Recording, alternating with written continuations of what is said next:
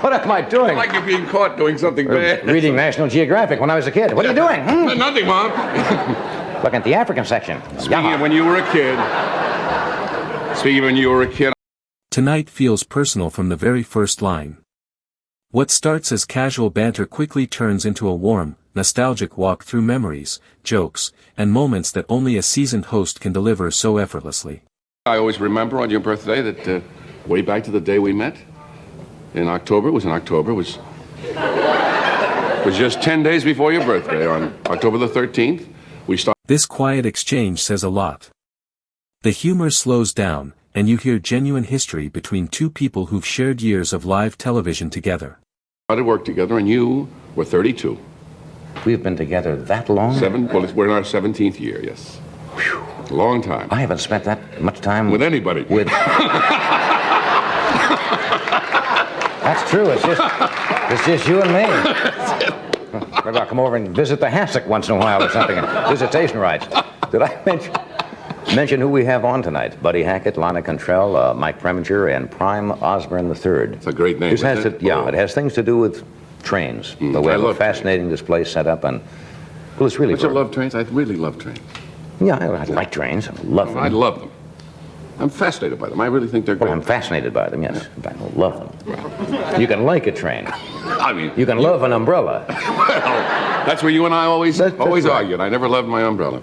Well, anyway, today's my birthday. Yes, happy birthday, officially. I'll give you an official. Not making a big thing out of it. No.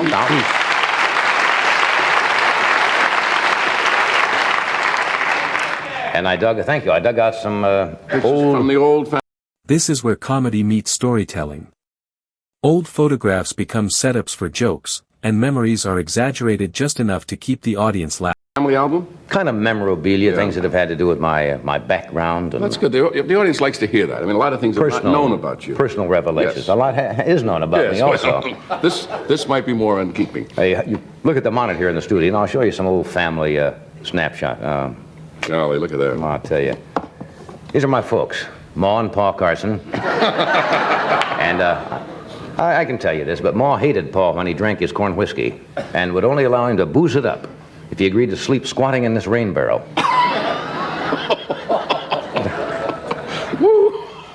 Oh, look at that. Memories.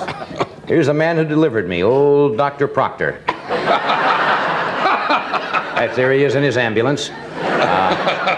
See, Dr. Proctor had some problems. He tried to balance semi-conscious patients on the back of his ambulance and became the only doctor in the country to cause multiple injuries. The brilliance here is in the contrast. Simple small-town images paired with sharp, unexpected punchlines that flip nostalgia on its head. On the way to the hospital. He retired years ago. They got him on a malpractice suit. Remember the one-room schoolhouse? Well, sure. Well, this was before that.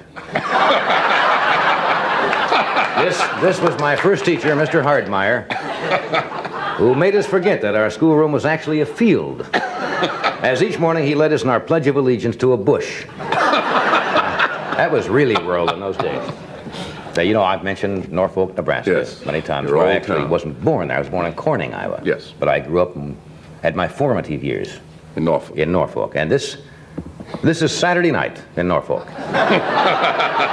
Now, you don't understand. This is Saturday night. Taking your best girl, and you went up and down on the grease rack at the local Phillips 66 station. That was a big night. And this is Sunday afternoon in Norfolk. These are the finalists in the National Invitational Hair Pulling Contest. The whole thing was the idea of mean old Mrs. Crabback, who wanted to see how many women could get bald on a Sunday afternoon. It's just a little piece of history. What?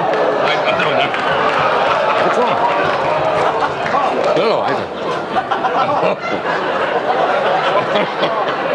These characters feel almost unbelievable, which is exactly why they work.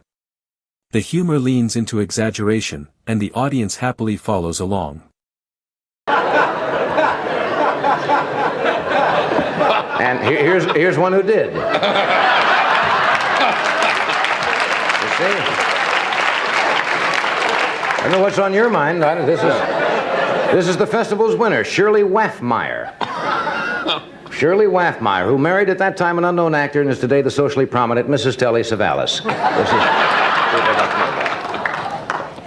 Now, and we didn't have any massage parlor, of course, No. in our town of Norfolk, but we did have Fun Fanny Fleckman. And all of us kids would pay a nickel to watch Fun Fanny wash an old man. That's about as wild as it got in Norfolk. This is my uncle, Johnny Carson, trying to make a break for it. He was the first and only dog catcher who was self-appointed. You see the dog there on the... Self-appointed. It was not the dog catching that was his problem, it was where he took them afterwards. His place. This moment pulls back the curtain on early television chaos. Failures turn into punchlines, and the laughter comes from honesty rather than polish. They put Uncle Heshy away in about 1938. I didn't think so. Yes. While as an ensign in the Navy. Remember, right, that's true. Here I am showing my girlfriend, Betty May Kibbe. I'm showing her the results of my blood test, which led to my early dismissal from the Navy and her life.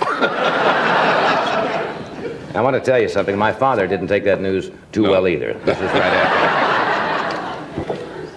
People think my first show was Carson's Cellar. Remember I had a show called Carson's Cellar? It was not. I started with a local show in Bakersfield called Carson's Bathroom. Here I am interviewing a farmer taking a shower. And Bubba here stepped through the curtains to get more soap, thinking we were off the air. And the next day, we were. Pure spontaneity. A simple prop turns into a visual gag, reminding everyone how unscripted moments often become the most memorable. Didn't go too well. This is the morning after the night I met Ed. Instantly we said, hey, we should share a television show. Look how good we share these pants. Remember that? Yes. To which a cop said, oh, yeah, look how you'll share these handcuffs. And here's, most comedians come from, poverty backgrounds. But we were really poor. When I decided to leave home, for example, I couldn't afford bus fare.